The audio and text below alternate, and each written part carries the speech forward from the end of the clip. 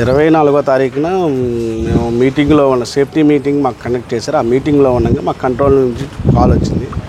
అదే సమయంలో 3:52 మాకు కాల్ వచ్చింది. ఆ కాల్ రావడంతో మేము త్వరగా గమ్యాన్ని చేరుకోవడానికి మా డ్రైవర్ని బండి వేసుకొని రావని చెప్పేసి మేము పరిగెత్తుకుంటూ ఇటు వచ్చాము.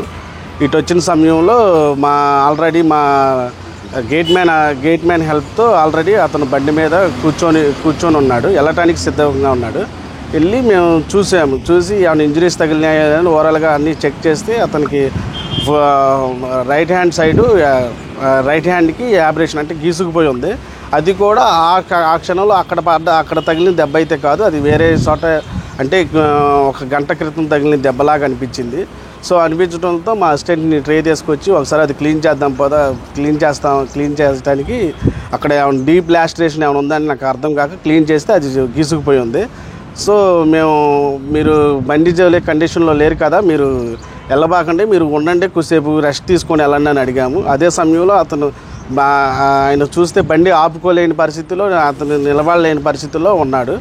సో మేము కొద్దిసేపు రెస్ట్ తీసుకొని వెళ్ళండి అని మేము దగ్గరగా ఒక 5-10 నిమిషాల దాకా మేము అక్కడే ఉంచాము. అదే సమయంలో మాతో మేము మాట్లాడుతున్నాగా కూడా కిక్ రాడ్ అదే పదిగా కొడుతున్నాడు. స్టార్ట్ అవ్వపోయేసరికి కీ ఒక్కసారి మళ్ళీ ఆఫ్ చేసి ఆన్ చేసి సెల్ఫ్ స్టార్ట్ చేశాడు.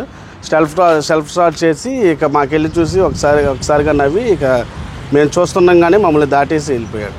ఎన్ని గంటల సమయంలో జరిగింది ఇది? మాకు కాల్ వచ్చింది 3:52 మాకు కాల్ వచ్చింది. మన కేసర్ నుంచి మా ప్లాజా దగ్గర నుంచి ఒక 50 మీటర్స్ దూరంలో జరిగింది. కార్నర్లో ఒక 50 మీటర్స్ దూరంలో జరిగింది. ఒక మొబైల్ షాప్ ఎదురుగా వచ్చి పడ్డాడు. టర్నింగ్ దగ్గర ఒక లైన్స్ ఉంటాయి, లైన్స్ దగ్గర టర్నింగ్ ఉంటుంది. ఆ టర్నింగ్ తీసుకోకుండా స్ట్రైట్కి వెళ్ళిపోయి పడ్డాడు. ఎవరైనా లేపారా?